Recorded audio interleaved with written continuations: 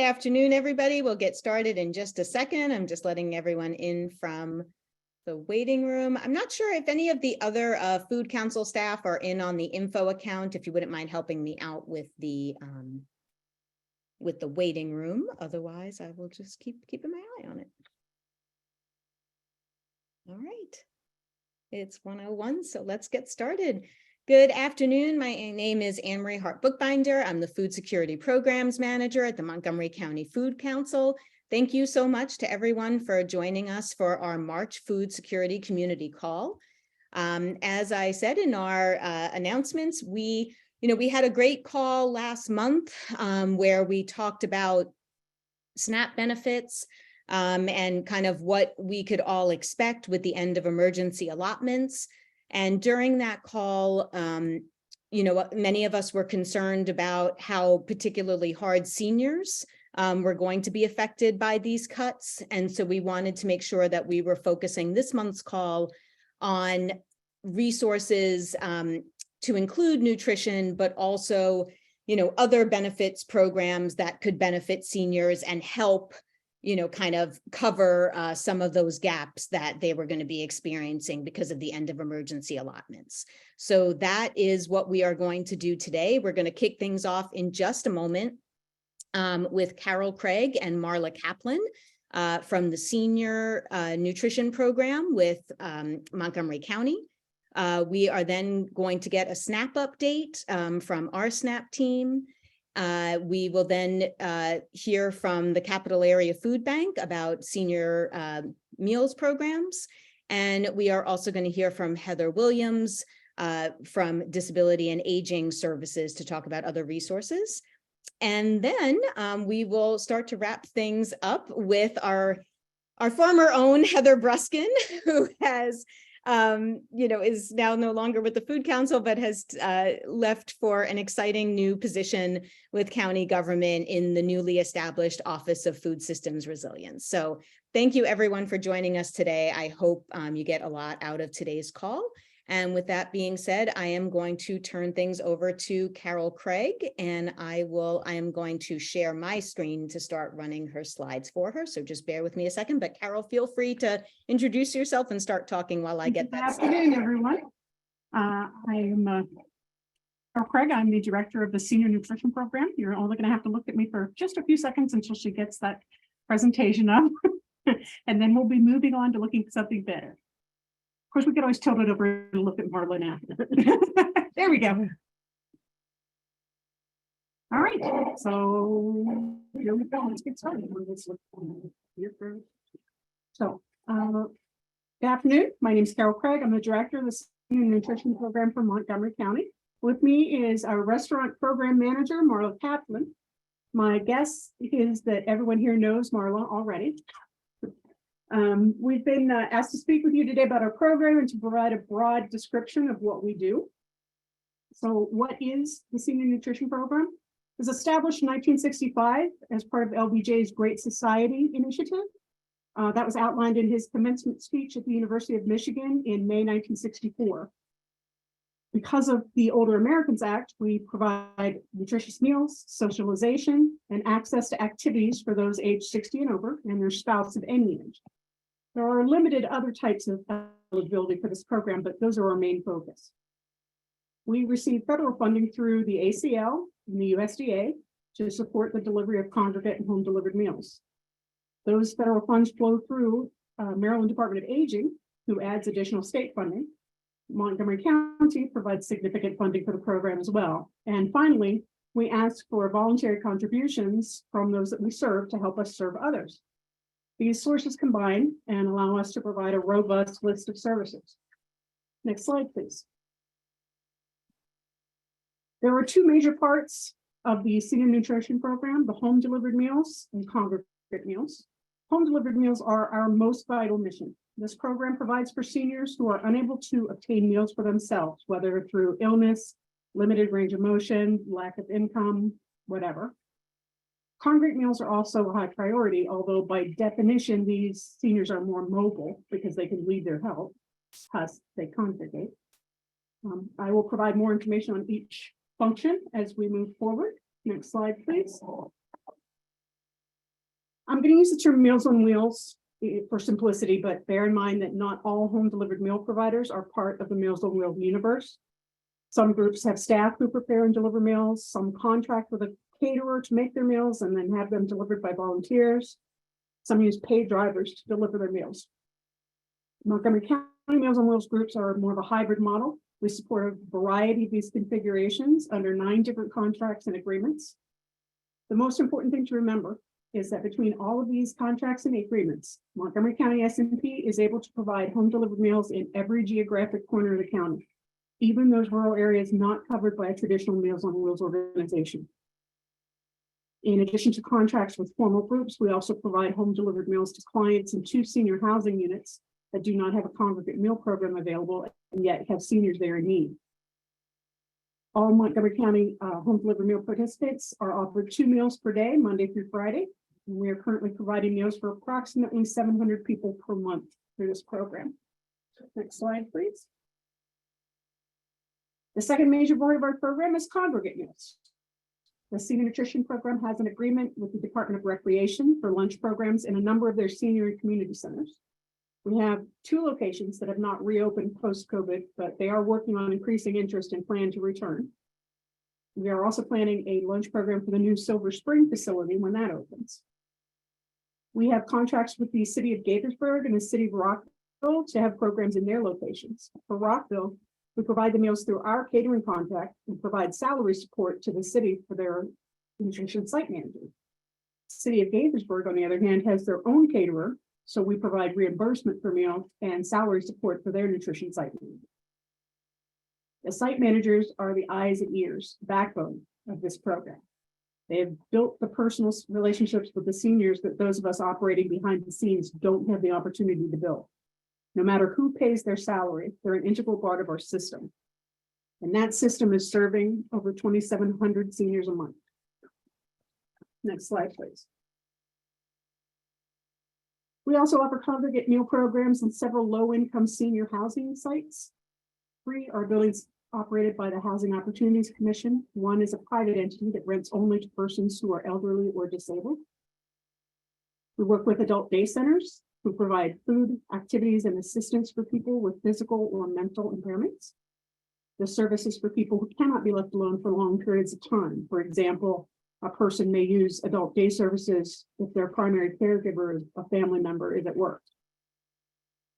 Congregate housing services programs provide support services and state subsidies to eligible residents of low and moderate income senior housing who, because of advanced age or chronic health conditions, need daily help with things such as meals, housekeeping, and personal services. All 3 types of congregate meal programs offer unique opportunities to support vulnerable residents of Montgomery County. Next slide, please. One of the most exciting congregate programs is the Culturally Appropriate Meal Providers Group. These are contracts we have entered into with private social organizations that provide support to members seeking to socialize with members of their own ethnicity. However, none of these programs will deny entry to someone from another ethnicity. All programs are open to whomever wants to join. We currently have programs that serve the kosher, Chinese, Korean, and Vietnamese communities. Next slide, please. Providing emergency shelf-stable meals is a smaller but equally important aspect of our mission. Each year, the Senior Nutrition Program purchases hundreds of boxes of emergency meals that are nutritionally adequate and will not require refrigeration. In the event of a snowstorm, an ice storm, or if a small plane crashes into a power line and knocks out the electricity to half of the county, our participants have access to food during that emergency. These boxes are available to any eligible participant, congregate or home delivered, that wants them. Our partner Meals on Wheels organizations are contractually required to provide shelf-stable meals a minimum of once per year. There are strict requirements for the amount of time the contents will be viable in the box and a minimum number of meals to be provided. Next slide, please. The Senior Nutrition Program also oversees grant contracts with 2 local food banks. The county has provided these grantees with financial support for their mission, Educare and Capital Area Food Bank. Next slide, please. Let me introduce you to one of our latest exciting projects. Made possible by American Recovery Plan Act's funds, Montgomery County is currently seeking local owned restaurants to provide occasional restaurant meals to our home delivered and congregate participants. This allows them to experience meals that are out of their norm and often from different cultures. This has quickly become a very popular project, and it's one that we hope we can figure out a way to continue in the long term. Next slide, please. The concept originally came both out of the Food Security Task Force and Maryland Department of Aging. All the counties were strongly encouraged to participate in this with their ARPA funds. And we are using this to pilot this with several home delivered meal locations and vendors right now. Very soon, we're going to be planning to roll this out to the congregate locations as well. The Senior Nutrition Program has posted an open solicitation for restaurants to take advantage of this funding. The requirements are stringent. The restaurant must be an independent, not chain, locally owned business. Highest preference is given to businesses who are owned and operated within Montgomery County. This is not open at all to restaurants owned and operated outside the county boundaries. All restaurants are vetted, outside the state boundaries. All restaurants are vetted using health inspection reports, in-person visits, meal review, menu review, and approval by a registered dietitian nutritionist, and taste testing by SMP staff to ensure the menus are appropriate for seniors, not overly spicy, low in sodium, trans fat free, etc. We taste with the owners and chefs present and provide immediate feedback and suggestions for approval. And we actually just had a tasting here about half an hour ago. So that was a well-received meal there today. I have entrusted this project to Marla, yay me, and I now yield to her to give you more precise details about our idea. Thank you, Carol. Hi, everybody. It is so good to see you. I miss you guys. And I am now the restaurant program manager for Health and Human Services, the Senior Nutrition Program. So as Carol said, while the Maryland Department of Aging introduced the restaurant initiative during COVID, the Food Security Task Force, Go Food Security Task Force, already had the same idea. So as we move into the current project, we actually have the benefit of learning what works and what could be improved upon. As Carol mentioned, this program is a win-win. It's helping local diverse businesses with their economic bottom line, as well as providing a freshly cooked, diverse restaurant meal to our seniors. We all know mealtime in general is a highlight to the seniors' day. The restaurant meal is a treat that tells the seniors that we really do care about them. Next slide, Anne Marie. I'm sorry, I forgot to ask you to forward. Next slide, please. So how are these restaurants selected? As Carol already said, we search for small, locally owned restaurants, preferably ones that are ethnically diverse. The restaurants need to want to work with us. Believe it or not, that's somewhat of a challenge for after the pandemic. As food safety, is a priority, I obtained the last several Montgomery County Health Department inspection reports. Critical violations and other issues could eliminate us from selecting restaurants who wish to work with us. The next step is to meet with the restaurant owner or manager and discuss the meal requirements, the packaging, the delivery model, and any other specifics. We then establish a meal point price and create an agreement. Any business that wishes to receive payment or wants to work with the county needs to be a registered vendor, and we provide the guidance and the support through this process as well. Next slide, please. Actually, as Carol mentioned, this program has been such a success. The restaurants that want to work with us are excited to support the seniors. The restaurants are really happy to earn the extra funds. And most importantly, the restaurants are really enjoying the meals. What's really nice, in a lot of occasions, the restaurant owner or manager actually does the delivery. And so they get to establish a relationship with the folks that actually distribute the meals at the locations. Next slide, please. Lastly, and I'm quick, I'd like to thank you for listening and having us today. I'd also like to put out a pitch. If any of you know of a small local mom and pop-ish kind of ethnically diverse, or doesn't have to be, restaurant in Montgomery County, please reach out to me or to Carol. And I would be happy to follow up with that organization. It can also be a small caterer. We want, there's no limit, so we want to grow this. And so we're happy to engage other restaurants. I see that there's a question in the chat box asking how many restaurants are participating now. We have about 6 restaurants participating. We tested another restaurant today that we're definitely going to bring on, and I have appointments with other restaurants to meet with them in the next week or so. That is our presentation, and certainly Carol and I are more than happy to answer questions. Okay, I apologize. I had not been able to see my chat throughout the presentation, so I'm going to check there quick. Although Marla, it sounds like you already fielded a question from there, so I'll check. But if anyone else has a question, please feel free to raise your hand, and we have plenty of time to talk. I see the question from Casey about how many meals does the restaurant provide. So that's a great question. We really didn't talk about the process of ordering.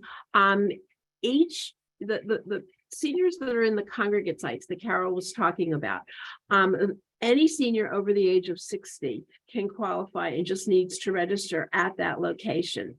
For the home delivered meals, there's a list that Carol provided on the slide, and I'm sure that Anne-Marie will send this to you, but seniors that wish home delivery can contact the Meals on Wheels home delivered sites, and there is a qualification to qualify. But to answer Casey's question, the restaurant provides the number of meals I order. So if it's a location that has a list of 30 residents, then I would order 60 meals because each resident gets 2 meals, a lunch and a dinner. So the restaurant orders are based on the needs. The time of delivery is based on the model that each location uses to distribute those meals. Am I missing any questions? Can you make referrals? Deanna, to answer that question, if there's a senior that you would like to refer, have them contact Carol or the senior nutrition, and I can put that email address into the chat box. We can call our main number. Okay. 240. You know, I see for your sites, particularly ones with the culturally appropriate foods, what if there is a partner that would like to get in touch with you about becoming a site for seniors to host a congregate meal program? We actually have a new Vietnamese site that's in the process of applying right now. I'd love to have some.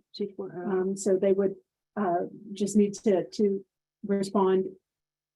The instructions for how to do so is in the open solicitation. It's posted out there. So it'll send it to me or to like the general mailbox for SMP, and then it'll come to me. It's 240-777-3180. Katie, yes, at the start of the presentation, Carol said that through the Meals on Wheels program and their other delivery services, they cover the entire county. And there is service all over the county, and as far as Poolesville and the Western County area, yes. Any other questions? And again, it's wonderful seeing everybody, and hope to see you again soon. Thank you. Thank you so much, Carol and Marla. I know Carol has to run off, but I think Marla will be staying with us throughout. So if you have any other questions, feel free to keep putting those in the chat, and Marla will be sure to answer those for you, or we will follow up after the call. I am going to turn things over now to Allison Schnitzer, our Food Access Programs Director, to give us an update on all things SNAP. Hi, good afternoon, everybody. I'm happy to share some good SNAP news today after we've had a lot of bad SNAP news, unfortunately. So Maryland is the first state in the country to submit and have approved a plan for reimbursing residents who have been victims of SNAP fraud. So that's really great news. SNAP fraud is a nationwide problem, and it's due to the poor security on that EBT card, which is what participants in the program receive to use their SNAP benefits. In Maryland, we've had about 2,400 victims, households that have been victims of SNAP fraud, and that has totaled about $2.5 million in benefits stolen. So huge impact here in Maryland. The process for reimbursement, they're still in the final testing stages of that now. I thought maybe by today we'd have a little bit more information, but what we do know so far is that DHS is going to be proactively reaching out to the victims of SNAP fraud that they know about, and they're also going to be conducting an outreach campaign to raise awareness. There's going to be just one form to report fraud for SNAP, for temporary cash assistance, and temporary disability assistance. So if anyone's been a victim of any of those, they just need to fill out one form. Multiple instances of fraud can be on this one form, and there does not need to be a police report filed. So that's also great news, because we know that that's a barrier to some people just don't want to, for obvious reasons, file a police report. The form is going to be available in the online portal. It's going to be available at any local DHHS office. And then also organizations like the Food Council, who assist residents with SNAP applications, can assist residents with filling out the form. The reimbursement will be issued in one lump sum to the customer, another piece of great news. And they are anticipating from receiving the form to the reimbursement will be about 15 days. So they're really trying to jump on this and make people whole as quickly as possible. The deadline to fill out the form is going to be May 31st, and that is for anyone who was a victim of SNAP fraud since October of last year. So that is federal legislation that is reimbursing victims of SNAP fraud from October of last year going forward. There is some legislation making its way through the state legislative session right now, which may be able to reimburse victims of SNAP fraud prior to October of last year, but more to come on that as that kind of works its way through. So yeah, Heather, I see you. There is no press release yet from DHS. The community-based organizations who work with residents on SNAP had a meeting with Secretary Lopez, who's the new secretary for Department of Human Services. He is very motivated to get this done as quickly as possible. So hoping to have like some more concrete information, possibly even this week, if not next week. They really seem to want to make this happen quickly.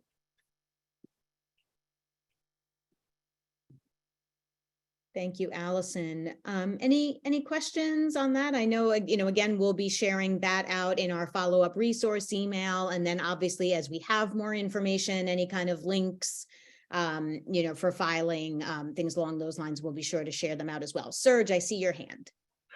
Good afternoon, everybody. And thank you, Allison, for the wonderful update. If memory serves me, and maybe you could correct me and also let other people in the council know, is this funding, the reimbursement funding, coming from federal funds, or is it all state money? This is federal money. So this is nationwide. They're going to start reimbursing people who are victims of SNAP fraud. Maryland was the first state to submit a plan for this. So they're really trying to jump on it. The county has actually done a little bit of reimbursement of victims of SNAP fraud, but they will stop doing that to replace it with federal funds. And then the state may come in if the legislation goes through that's currently in the legislative session. So this is currently federal funds. Stay tuned for maybe some state funds to help people who were victims prior to October. Yeah, that definitely lines up with what I read in Maryland Matters. Thank you very much. Sure.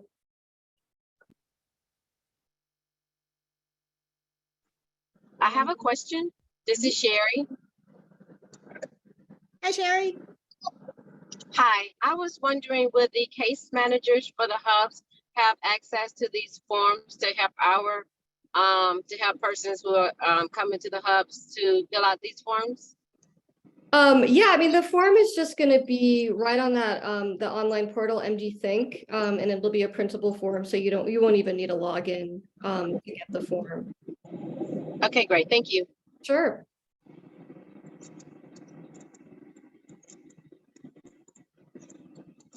All right, again, if there's any other questions, feel free to ask now or to just, keep putting them in the chat and we can answer them throughout the call. But otherwise, we will keep moving along. We're going to go now to our presentation on the Senior Commodity Supplemental Food Program with our guests from the Capital Area Food Bank.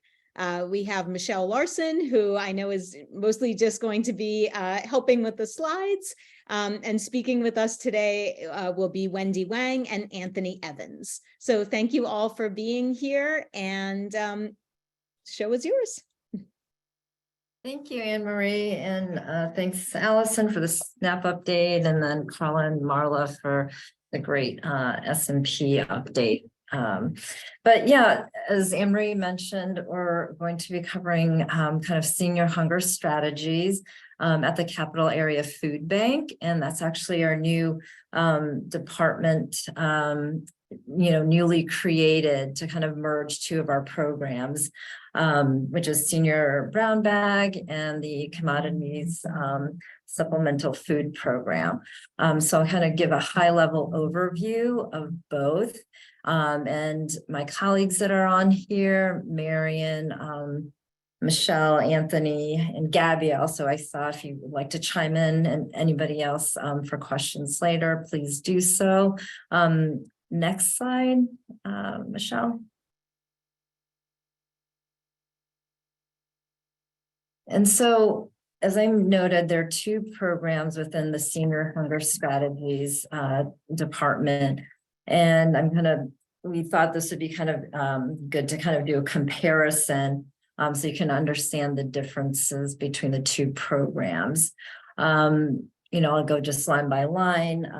The CSFP was implemented in, 2012, and the Senior Brown Bag has been, implemented in, much longer time and has a lot of presence here in the area since 2002.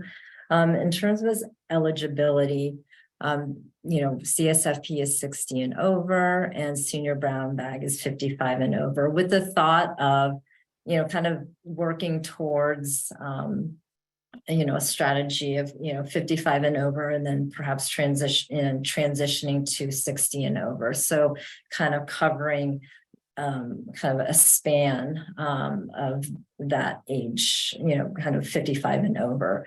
And then in terms of income, and actually I'll just go down vertically for CSFP, the income is, 130% of poverty. In terms of the menu mix, it is a combination of USDA commodities and fresh produce.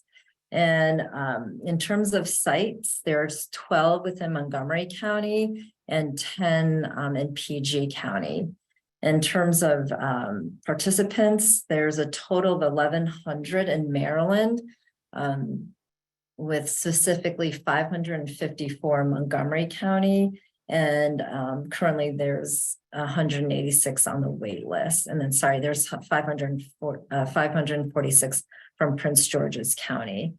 And then kind of switching over to Senior Brown Bag, as I mentioned earlier, it's a focus on 55 and over, with 150% of the poverty level. And then the food focus here is TFAP commodities, fresh produce, and purchased produce.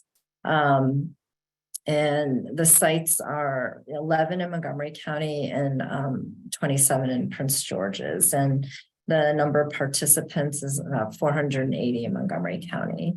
Next slide, please. And I think the first presentation kind of listed the different locations. And this is, we have 11 sites in Montgomery County, so kind of a split between kind of Rockville and Silver Spring. And, just wanted to transition into kind of in terms of the application process. Many of you are familiar with, the self-disclosure income form. So just wanted, took a screenshot of that to kind of have to show people what that form looks like. And then basically what I'll go into next is a general overview of the application process. So the sites that I had listed in the previous slide, most of the applicants come specifically from those residential apartment buildings. So although it is open to you can go outside of the residential community, but typically since you have the site managers, it is relegated to that community just because the site manager just manages the residents within those communities. And so the application process involves completing the SDI form, and that is sent to the food bank to review. And if approved, they'll be added to the roster. And this is a rolling process. And as I think most of you will know, the federal fiscal year is from October 1st to, September is the 30th. I should know that. No. Yeah, September 30th. And on the menu, we have it's a variety of 6 to 8 shelf-stable items in addition to fresh produce. And then we have an emphasis on, heart healthy, and focus on variety and culturally familiar when possible. And then next slide, please. And here I'm actually going to turn it over to to my colleague, Anthony, who focuses and leads the CSFP Maryland initiative. And then are there any questions before we transition in about senior brown bag? Actually, Wendy, I have a question. You had mentioned that it could go to someone who did not live in that community if they picked it up there, but there's a challenge because it's a site manager from that location that is managing it. So would there be, are there people who within the community refer friends and have them come on? Like, is that a way that someone else locally could participate, or is it really just not something that would work, or does it kind of depend on the manager at the site, how flexible they are to make it happen?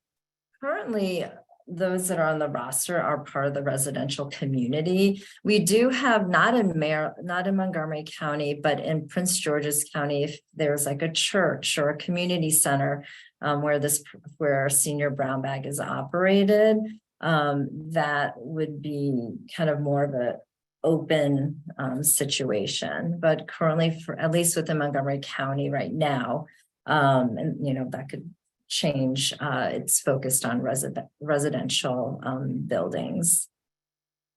And also, I think this came up in a separate conversation I had with Gabby, but are your senior brown bags, are you at your capacity now for sites, or is the challenge just finding other sites who have someone who can manage the program?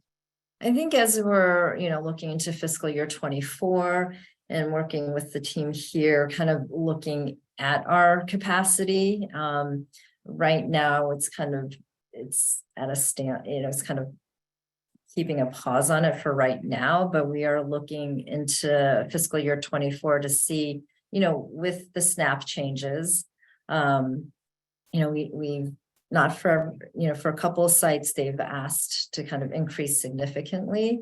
And so just kind of forecasting what that may look like. So we'll have more information probably, further down as we get closer to fiscal year 24. I would just appreciate, feel free to come back to us when you're looking at that, because I'm sure there are members of our community who might be interested in becoming a host site, and, they might be interested in reaching out, to let you know that they'd be interested in doing that. Sure. And then just since you were mentioning sites, in terms of site, I was thinking about site managers. So these sites our relationship are with site managers for these locations. So and this is a volunteer type of capacity, which I think we were speaking about, Marian and Emery, when you were visiting, and kind of the challenges of that in terms of managing all aspects of the program consistently. So yeah, so these are monthly distributions.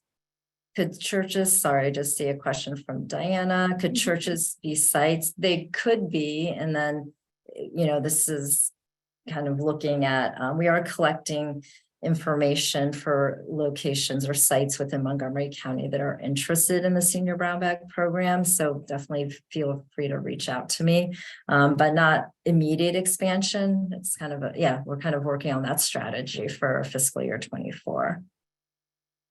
Thanks, Wendy. Yeah, sure. And then Anthony. All right. Hello, everyone. I'm Anthony Evans. I'm the Commodity Supplemental Food Program Partnership Coordinator for Maryland. I'm going to walk you through a few things that we do. Right here, you see we are of course part of the Department of Aging. Its name is, we go by My Groceries to Go, which is the Commodity Supplemental Food Program. That's its government name.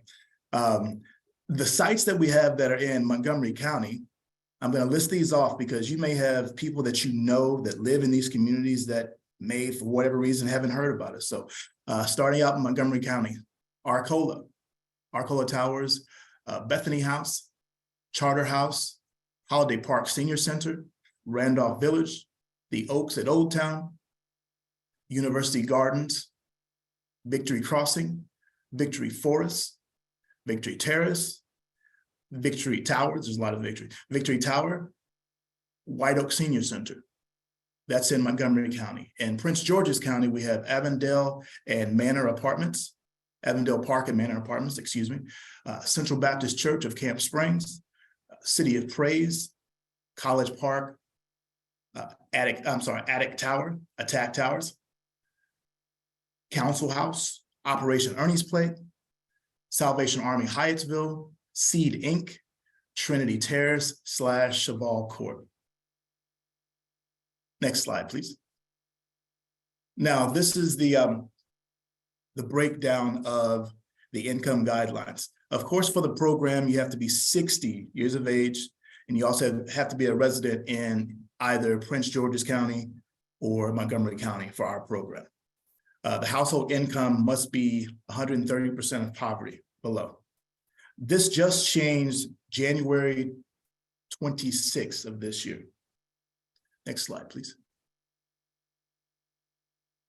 Okay, so the program, it's very easy to become a participant. The application process is simple. The seniors apply for the program.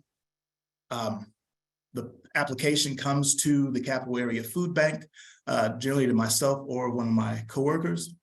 The application is reviewed, and then the participant is notified within 10 days to let them know if they're on the program or not. There is required identification. Generally, they're either an ID or their driver's license that we can verify their address and age. The income is self-declared. That is, they don't have to bring anything, paycheck stub or anything like that to it's just self-declared. They let us know what they receive on a monthly basis, and we write that down. Next slide, please. Okay, what is in the boxes? Okay, each box has 6 to 8 vegetables. They're shelf-stable items, just to let you know. 3 fruits, including juice, 3 plant-based proteins, 2 to 3 meat proteins, 2 pasta / rice, 2 cereal. There's hot cereal. There's like Farina or a cold syrup. The picture right there is a great illustration of what's in the box as well. There's 2 milks, shelf stable, and 1 pound of cheese, or 2 pounds of cheese, excuse me. Next slide, please. All right, the CSFP program educational goals. Increase seniors' knowledge, skills, and confidence to improve long-term health and wellness. Encourage full use of monthly food package by seniors. Okay, one of the things that we do in the boxes, we put a recipe card and a nutrition flyer in there. So if there's something in the box that, hey, I've never used this before, they can look at the recipe card and figure out how they can prepare it. Next slide, please. We'll take any questions. Here you'll see our contact information for Wendy, Wang, myself, and Michelle Larson. Thank you so much. Are there any questions? Thanks so much, Anthony and Wendy. I'm looking in the chat. I don't see any yet, but we'll keep an eye out for hands as people kind of take all that in. I had a few questions, so we'll get talking. And I see Elizabeth. I'm going to let Elizabeth go first. Go. I was just going to say thank you for all of that information, both from the Senior Nutrition Program and from Capillary Food Bank. It's just amazing to see everything that's out there.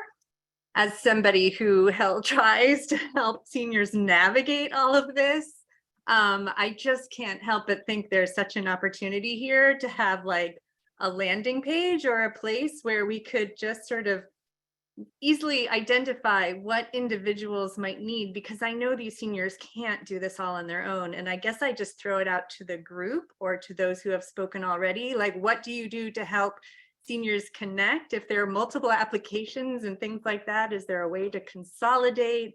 Is there any programming available to sort of help with that part of it? And maybe there's no good answer for that. Yeah, I'll try to respond to that. I'm Marian Peele. I'm the Senior Director of Senior Hunger Strategies at Cap Area Food Bank. And we know that there's sort of multiple applications for programming us, whether that's seniors or families in general. There is an initiative in Washington, D.C. That's being led by the Department of Aging and Community Living to have one application for all senior programs. And they're developing a tool. I can't remember, there's a mayor's program that is working with DACL right now to develop an assessment tool that will be tested in the fall with all senior program sites. And that'll have one tool that a senior will be entered into, and then all the programming that that person is eligible for should populate. And the idea is also not to leave it there, but to have the, whether it's a church or whether it's CAFB or DACL, they would be able to help the senior complete the application for the they're eligible for. So the senior to go to those sites and not go that themselves. So that is going on in DC now, but maybe that could be replicated, once it's up and running.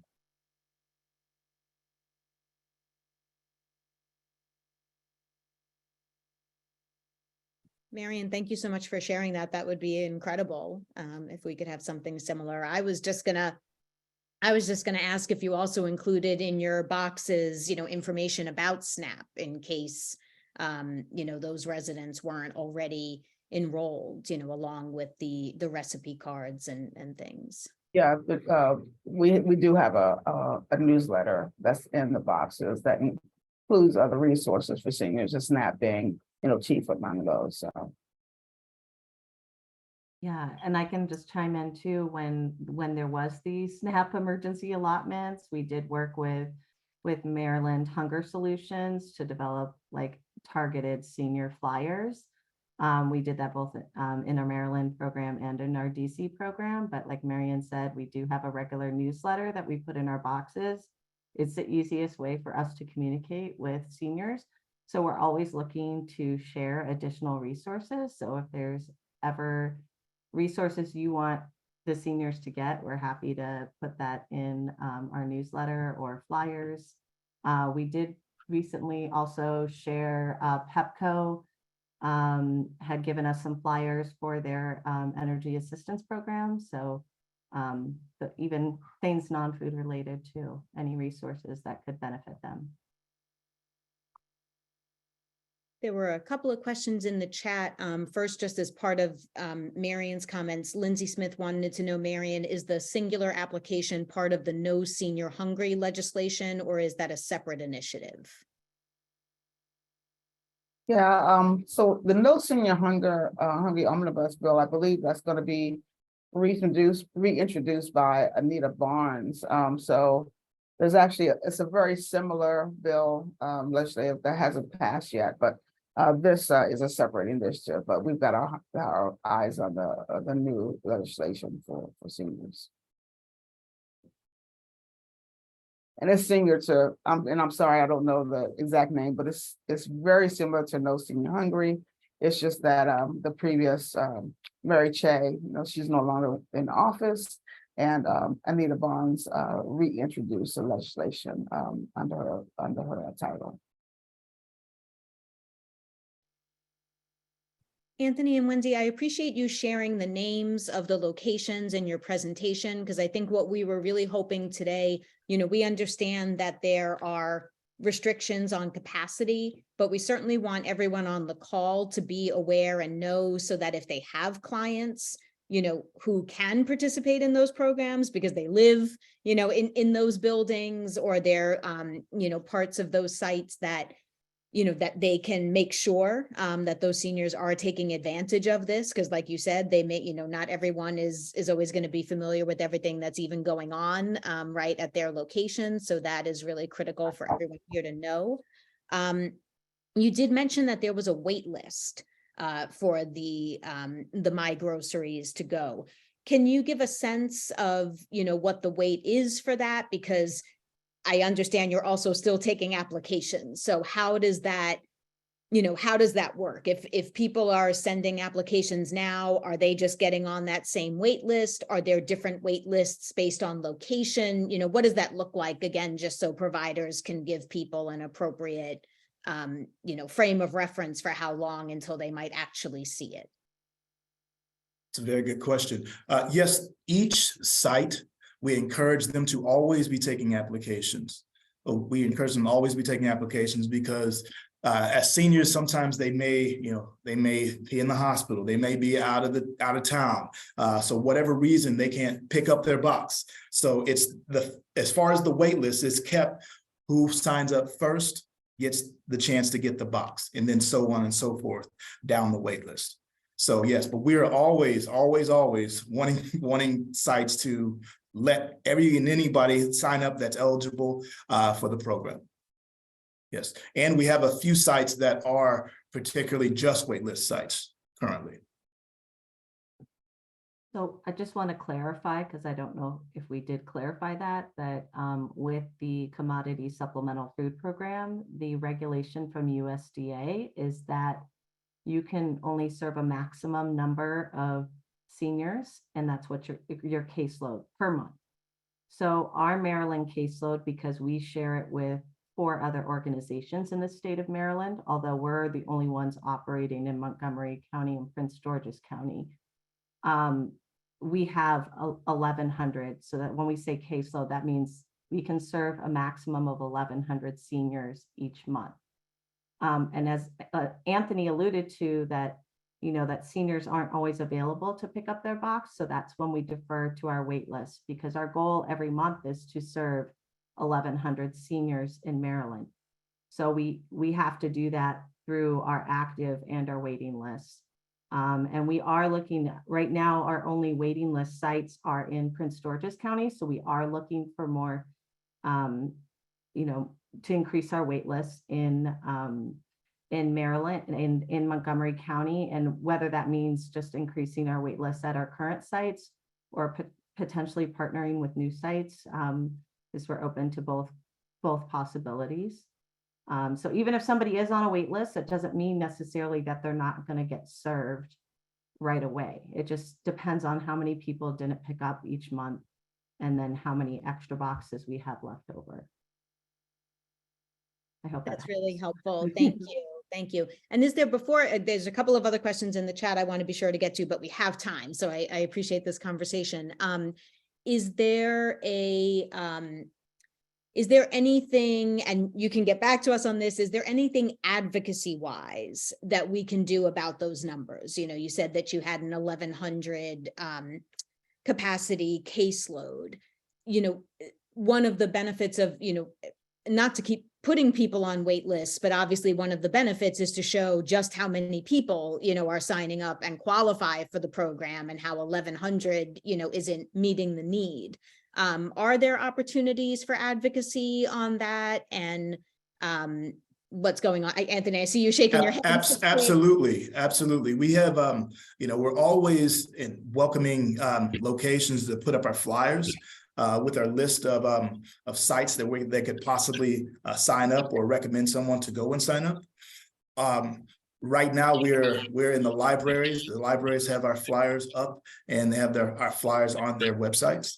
So if someone is in a local library in Montgomery or Prince George's County, they can see our flyers and they can know where they can go and sign up for My Groceries to Go food program.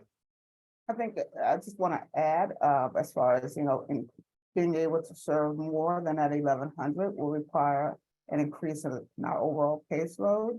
And as mentioned, Michelle mentioned that there's a caseload for Maryland. So we share that with 3 other agencies. Once a state is serving 100% of their caseload, they're positioned to get a caseload increase. And we've gotten a caseload increase because other agencies have not been at 100%. That may happen, you know, it's a possibility that may happen, but I'm anticipating with the, you know, SNAP cuts, this is going to become a very popular program. And so folks will be at 100%. But every year, there's caseload requests that we put in through the state of Maryland. That's our state agency. That's the Maryland Department of Aging, and they put that in with USDA. We were not granted Maryland was not granted a caseload increase this year. In fact, the national caseload for CFSP didn't change, but caseloads were reallocated from other states that were not at 100%. So I think on the advocacy level is on a national level for Feeding America and other advocacy, national advocacy groups like the National CFSP organization, they can advocate an increase in caseload for CFSP. You know, that obviously would, hopefully increase our caseload since we are at 100%. And I did just see that there was a question about DoorDash. So we do use DoorDash to deliver to seniors that are, whether they can't pick up at a site or because they're homebound. And I'll have Michelle kind of talk about our issues or our plans to have a homebound delivery service in Maryland. So she can speak up a little bit on that. Yeah, so it's still in the early stages of using DoorDash for our department. DoorDash has been used at the food bank for over a year, almost 2 years, I believe.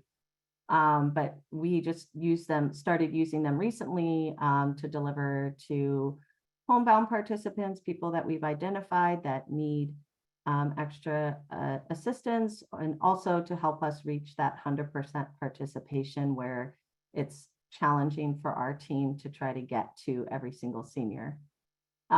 So in DC, we've had a designated home delivery program where we've identified seniors that are homebound and that qualify for home delivery. And we've had that established for several years now, and we're trying to open that up now into Maryland. But we do need help identifying those seniors. I know we have some, usually the easiest way for us to identify is just the seniors that we currently serve, and then they eventually become homebound. But if there was seniors that you're through your networks that you have identified that are homebound and needing extra services and qualify for CSFP, I'd really like to talk to you about that, and maybe even establish like a formal referral process where we can get those seniors enrolled into a new home delivery program. And Lindsay, just let me know, and I'm sorry for not knowing this, but the legislation in DC has passed. And that's, making DACL, the Department of Aging and Community Living, the lead organization for seniors, legislatively, and they have some requirements each year to increase service. Lizzie, thank you for letting me know that.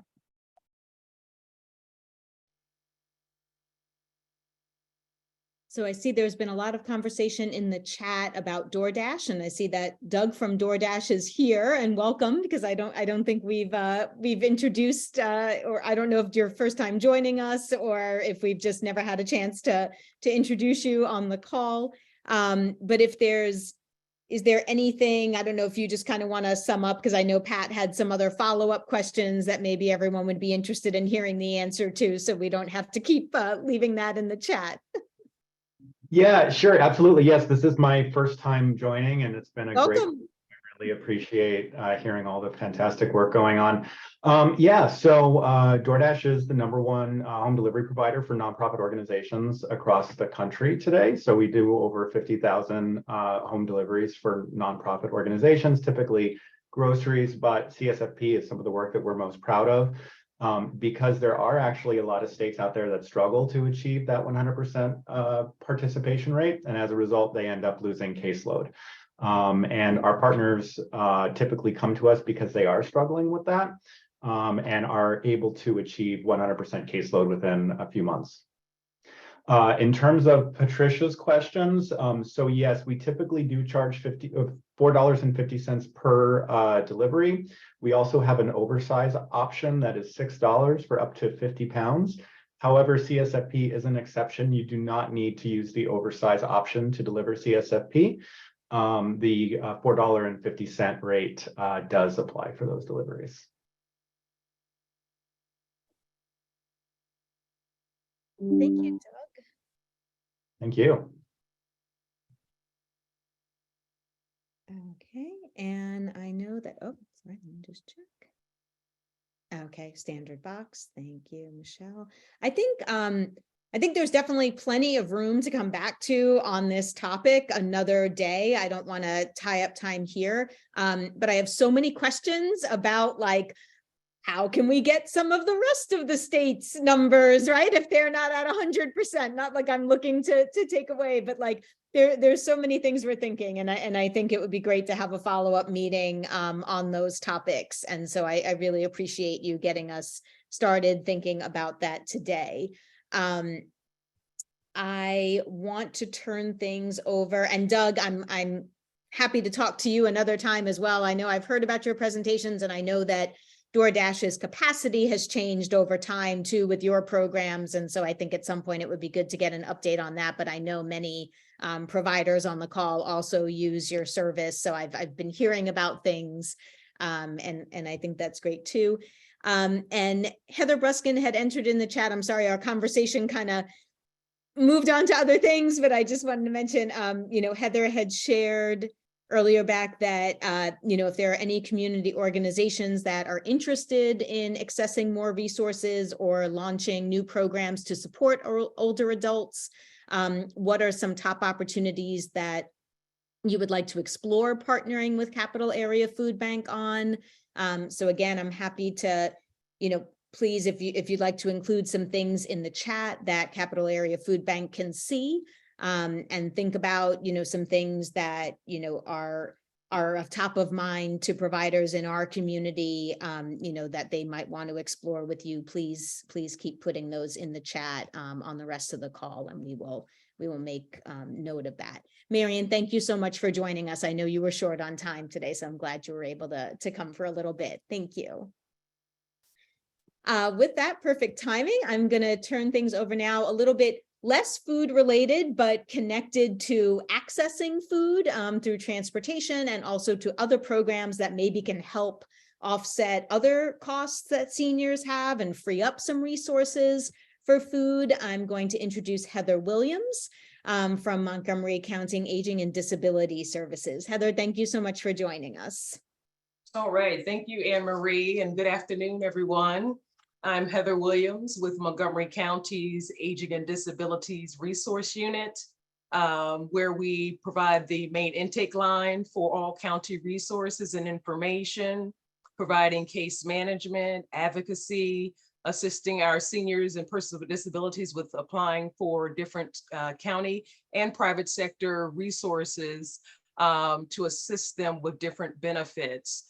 And so primarily through aging and disability, we are the primary entry point for services. We're the point of contact. So pretty much everyone calls the main 3000 line, as we refer to it as, looking for all types of resources. So whether it be county resources or in the private sector. And those resources range anywhere from housing, transportation, meal programs, applying for food stamps, cash assistance, benefits such as that nature.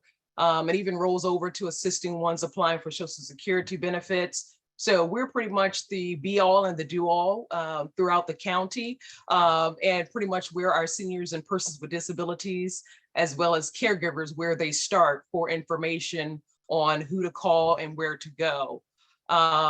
So as Anne Marie mentioned, we're not per se a food service or provider, but we do provide resources on the available programs and services that are in the community. And one I wanted to focus on specifically is our Senior Care Funds program, which is for our seniors 65 and older. And through that program, we assess and determine their needs for emergency response systems, such as Lifeline or Medic Alert. We assist with reimbursement for prescriptions and some out-of-pocket healthcare costs. It also provides information on the available programs that there's a case management component, I should say. So there's a case management component that goes with that program. I'm just trying to think of what else I had written down, a few more things that I did not want to forget. But in regards to medication assistance, there's reimbursement, as I mentioned, the emergency response system. There's also medical supplies, such as with Insure, as well as with assisting with incontinence supplies. We do have a loan closet that we supply equipment, small equipment, such as rollators, walkers, wheelchairs, and transfer benches. We house those in our location at 401 Hungerford as well. The primary criteria for that program, first and foremost, is the age criteria. So it's 65 years and older for that program. They just recently implemented, as we entered into COVID a couple years ago, they developed a home delivery meal program. And I want to read this specifically from the supervisor so that I don't mess it up, but where they have partnered with restaurants and catering businesses in the community to provide nutritious and fresh meals to eligible seniors. Clients may receive up to 5 meals weekly from their preferred vendor. Meals are delivered to their home in the vendor's delivery schedule using a no contact protocol. So in order to access these emergency meal deliveries, one does have to be a recipient under the Senior Care Funds program to access this particular emergency food service program. Did anyone have any questions thus far?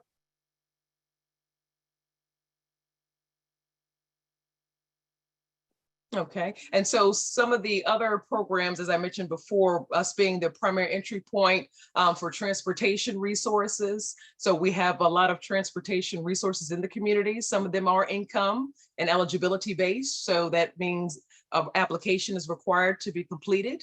Also, documentation of what the person's medical condition or diagnoses might be has to be documented by their physician.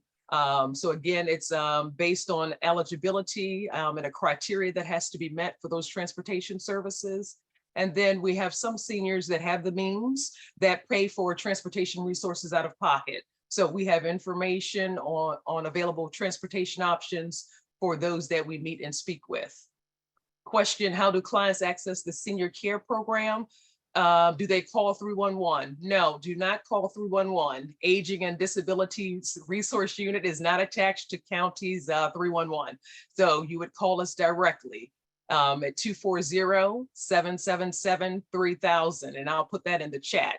So they would make a referral would be made directly to our main intake line. Any other questions? Another, yes, Elizabeth? Just for those services that you have to qualify for, could one assume that if someone is receiving SNAP, then they would generally qualify income-wise for the other services, or is it just too wide and varied to make general statements like that? Yeah, I'll say yes, yes. So if they're receiving benefits, more than likely they're going to be eligible for the Senior Care Funds program, yes.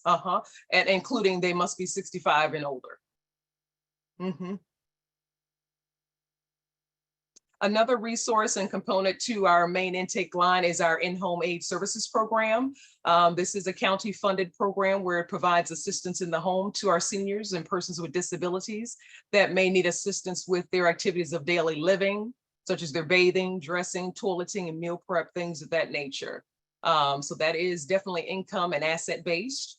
But it is a big help. It serves a big help to our seniors and persons with disabilities, and of course our caregivers that are caring for these loved ones at home. So it's a big resource, and because it is a wide and broad need, it does have a wait list. So that is one of our programs that has a pretty long and lengthy wait list, and that wait list flows based on one's level of functioning. What they can and cannot do for themselves will determine how high or low they're placed on our wait list.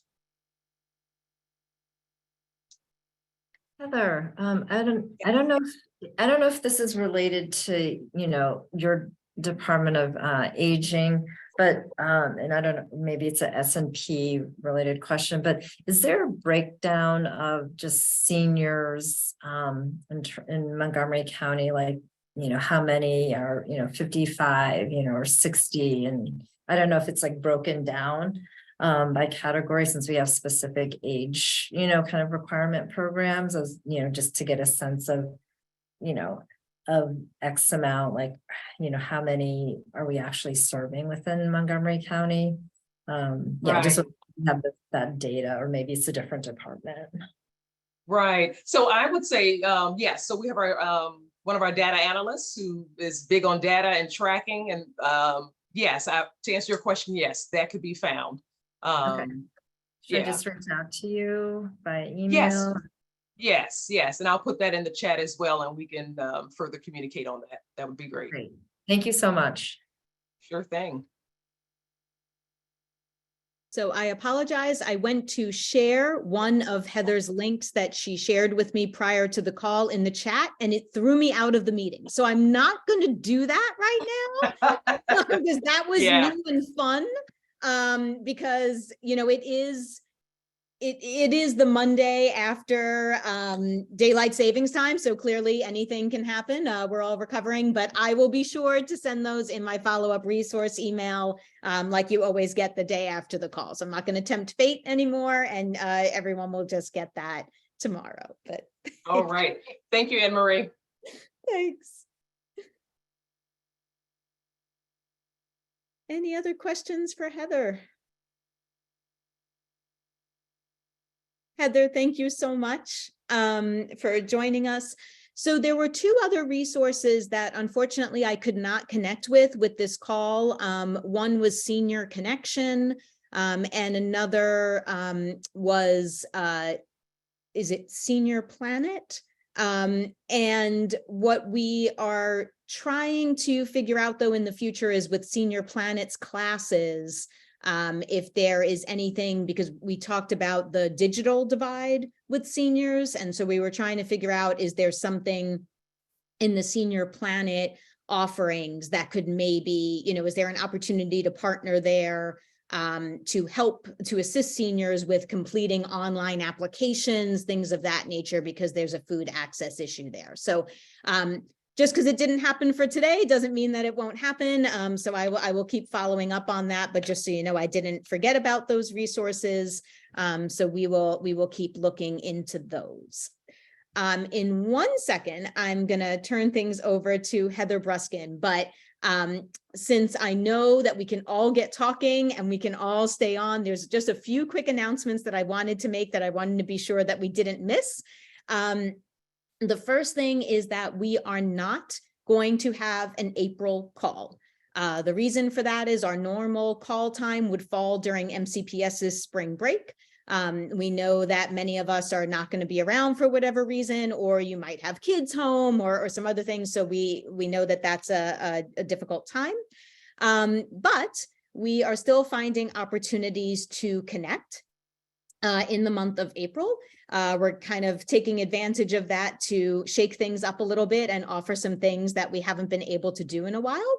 And the first is on April 19th from 1:30 to 3:30.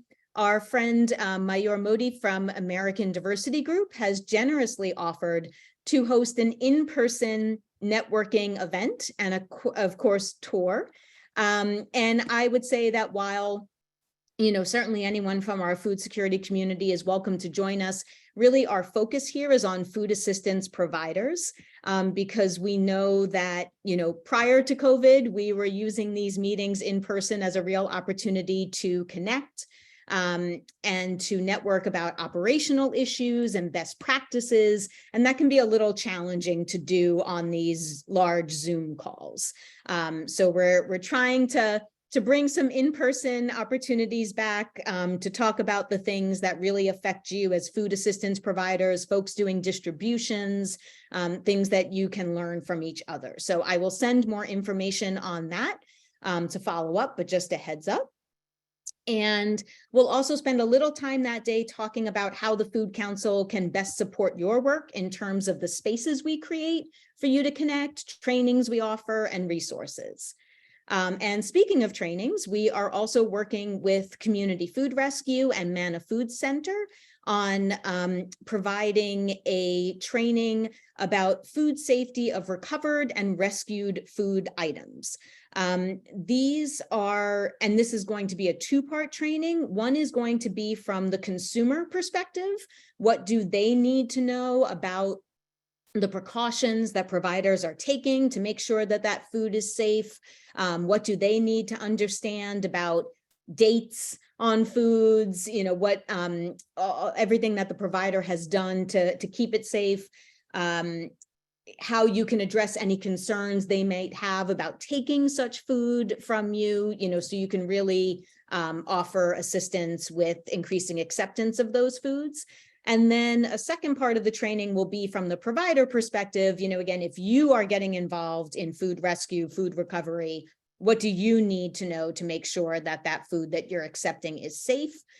Or if you are accepting it from another organization, what your increase your understanding of what providers are doing to make sure that that food is safe to share with your clients. The first training they are looking to have on April 11th. Now that is during MCPS's spring break, but it also coincides with a National Food Rescue Week observance. And so that is why their preference is for that date. I reached out to our food assistance provider group. A number of you did respond back to me with input. Please keep that coming if you have any. So, if April 11th would not work for you to participate in such a training, but the 17th would, please let me know. And also let me know anything else you want to know. What kinds of things are you hearing from clients who might be concerned about accepting foods? And what would you want to make sure that such trainings we really want to make sure that this works for you. Last and very excitedly, I am happy to share that on Thursday at 2:15, myself, Heather Bruskin, Chris Webster, Deanna Tatau, Dr. Rogers, Patrick Campbell will be providing an update to the Health and Human Services and the Education and Culture Committees on the Childhood Hunger Strategic Plan. So that has been a lot of work by this community. We appreciate all the input and time and expertise that many of you on this call and within our community have contributed to that process. It is open to the public, although you are not able to address the committee, you are able to attend, and it will also be recorded and broadcast on the council's website. So I will share information as I have it, but I certainly wanted to let you all know, since everyone here has really been such an incredible participant in that work. On that happy note, I am now going to turn things over to Heather Bruskin to talk about the new Office of Food System Resilience and also her role in general works on food security for the state. So thanks so much for joining us, Heather. Thank you, Anne Marie. It is terrific to be with all of you. It has been a while since I've had the chance to get to connect with all of my dear colleagues across the food security community. So thank you, Anne Marie and the Food Council team, for inviting me back to be a part of the fun. So I think I know a lot of the folks who are on the call today, but just in case we haven't had the opportunity to connect before, I'm Heather Bruskin. I'm the new director of the Office of Food Systems Resilience in Montgomery County government. For almost 9 wonderful years before that, I was the executive director of the Food Council. And so this is an organization and a community that is very close to my heart, and I so appreciate all of our many partners, but having a new opportunity to work with people in kind of expanded and innovative ways. So I am not even fully into my, fully done with my first month in my job. So that means I have no slides, I have no branding or logos or anything to share. I do have an email address, and I will be sure to put that in the chat box. That's an accomplishment. But this is really my first opportunity to get to connect in a public setting to talk a little bit about the vision behind the office, its creation, and most importantly, all the different opportunities that we'll have to work together in building food systems resilience in our county.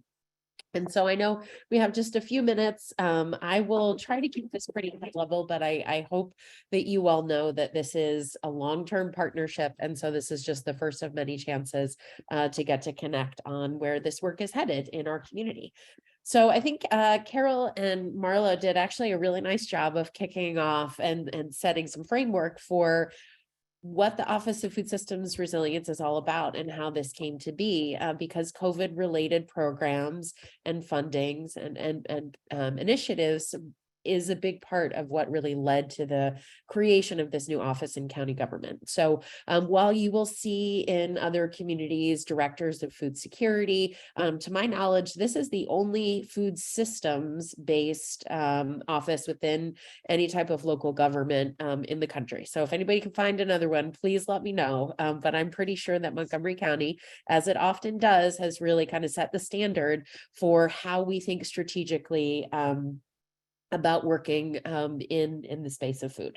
So the Food Security Task Force was the key partnership between the Food Council, Emergency Management and Homeland Security, as well as HHS and many other county agencies in really moving forward a comprehensive and robust response to the food security crisis that emerged during COVID. And many of you were a big part of that work.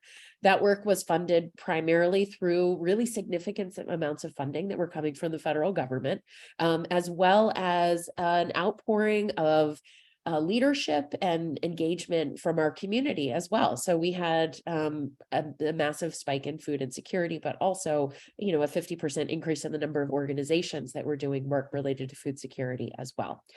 So our programs kind of grew exponentially, organically, but now we find ourselves in a really difficult transitional time where the funds that we were reliant on for so many of these programs coming from the federal government, not just in terms of community food distribution, but also, as Allison was sharing, the SNAP benefits and many other programs that our neighbors have grown to rely upon for food access needs are dwindling, which actually puts a greater burden on community food distribution as ways of ensuring that all of our residents have sufficient food for their households. And so one of the things that we really recognized as part of the food security task force in the early days of COVID was that there was not significant infrastructure within county government to think strategically, to think collaboratively, and to leverage unique tools and resources of government, both during emergencies like the COVID response, or just preparing for future crises. And so a major recommendation of the food security task force as it kind of wound down and recognized that this transitional time was coming was to strengthen the organization of government. And also we have so many different agencies in county government that are engaged in food, but that it's often, as food usually is, siloed in different sectors. So we have DEP that's doing really important work related to organics recycling and composting or addressing climate change and then its intersection with the food system. We have HHS, which does tremendous amounts of work connecting food with through community food partners, as well as all the different agencies within HHS. And we heard a lot of the services for older adults highlighted today. And then we have the Office of Ag, which works with farmers and supports growing increased food in our community, and it goes on and on. And so I've actually made a list of all the different agencies that work related to food, and it is very long. So this is a long way of saying there's some significant coordination that can be done to build the resilience of our community for the future. And so certainly when we talk about food security and we talk about resilience, we think about economic access to food. But the reality is the building the resilience of our community requires not just addressing the economic inequities in accessing food, but the supply chain that we rely on to feed everybody in our community, because the reality is where our food is coming from now, it likely won't be able to feed our entire community well into the future. And so we need to think about these things in an interconnected way. So the kind of core pillars of the work of the Office of Food Systems Resilience is around equity. We know that there are tremendous racial inequities, historic inequities that exist throughout our food system, not just in terms of food access, but in economic opportunity and environmental justice, innovation, strategy, and systems-based thinking. So these are things, again, that exist across agencies, but not in looking at food as a systems-based interdisciplinary way. So with those kind of four values, there's four main buckets that we're defining through our strategic plan that will drive our work. So it's a very small team. Right now, it's just me, but there will be 2 additional positions that are coming, but it's intended to be small, not trying to create additional work outside of the expertise of individual agencies, but rather foster their collaboration, and also connect best practices and subject matter expertise to the work of the entire government. So one is related to policy. So we have existing plans, legislation, regulations, zoning and land use tools that exist within county government or could be brought and established within county government to build resilience in the food system. My office will be looking at investment. And so that means both money in and money out. How does the county government spend money related to procurement? And that could be everything from its food service facilities, and that could be in county cafeterias and correctional facilities. It could be in its contracts with nonprofit organizations and vendor businesses as well. Thinking about the types of grants that we're leveraging, as they're federal and state dollars and other resources that we're leaving on the table, and how can we most effectively support the work of our key community partners. And then also looking at non-financial resources, our infrastructure, what are properties, what are facilities, and land that the county has that could potentially build food systems resilience. The third pillar is data. And so I think that's something that we talk about a lot related to food, but have a lot of room to grow. Because again, we have all of our data in different places, but there's no holistic way of looking at how does the level of food production that's happening in the county intersect with levels of food access and food insecurity in our community. So I'm really taking a systems-based approach, both to data collection as well as analysis, and more importantly, making sure that we have intentional, consistent feedback loops directly with the community, bringing qualitative and quantitative assessments of food insecurity and other aspects of the resident experience in our county. COVID showed us that we don't have very good direct measures of food-related elements in Montgomery County and at the county level. And so this office will work to create those. And then finally, the fourth piece is collaboration. So not just working across agencies within the county government, but working with partners in state government, with regional partners, as well as in the federal government and beyond government with all of our community partners, and not stepping into the Food Council's lane in that capacity in any way, but making sure that we are present and listening and accessible to the expertise of our community partners, both those who are benefiting from and engaged in the programs and services that are created and funded through government, but also those who are implementing those. And then making sure that the subject matter expertise is directly connected to the work of the county executives team, and in always a perspective that is informed in government-wide initiatives, because rather than being situated within a specific agency, the Office of Food System Resilience is actually in the executives, not the executive's office, but the executive's branch. So it allows us, it's a non-principal office, which is kind of like the Office of Community Partnerships or the Office of Agriculture. So they operate a little bit more independently. So I'm currently working on a strategic plan, so that will put all of that in writing. Sometime, hopefully not too far from now, there will be a website. There will be other information that has all of this in one place. But I did want to just take that opportunity to share a little bit about what type of thinking our team has. Luckily, we have a couple consultants that are working on the team with me, so I'm not entirely alone. But I know that I have many of you as thought partners too. And actually the first month, I've already had over 50 different meetings with government partners as well as community partners, just to hear what everybody is looking forward to about this office, what benefits we can have in providing assistance and support, rather than just creating ideas that other people have to implement, but rather really thinking about how we can enhance the incredible work that already is happening there while building efficiency and bringing new resources to bear.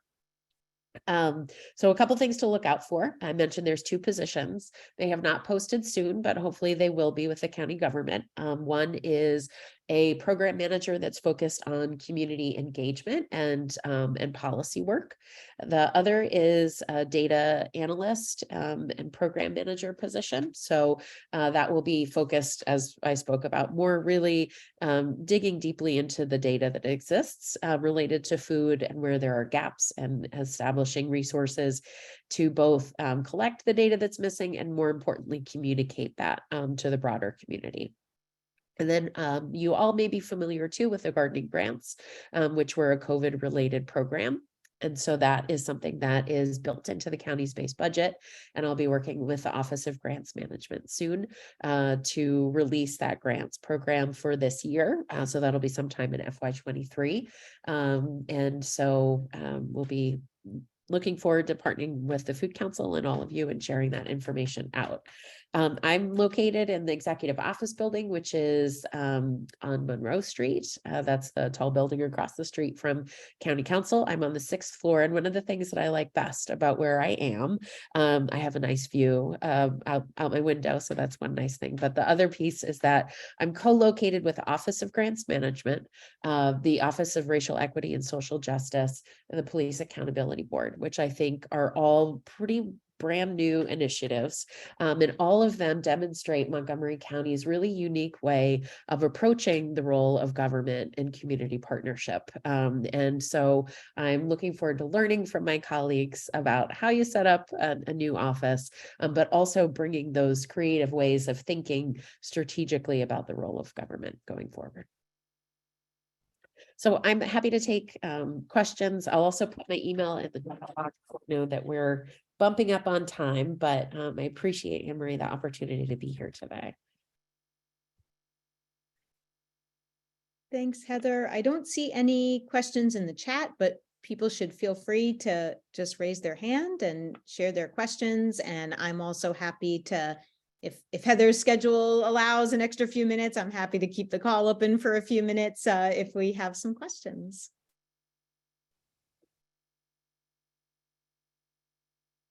Well, Anne-Marie, I'm intentionally going to not be a stranger to anybody here. So this will definitely not be the only opportunity to get to ask, and this is just, like I said, the first chance to get to share.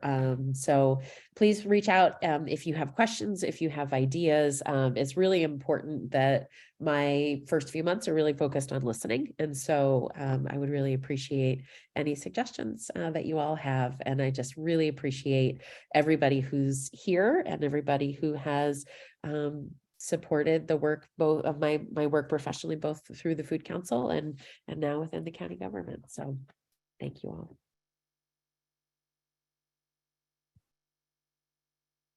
So thank you so much to our Casey, was that a wave or a question? Okay, wait. I just thank you so much to all of our speakers today, to Marla and Carol, to Michelle, to Wendy, Anthony, Heather and Heather.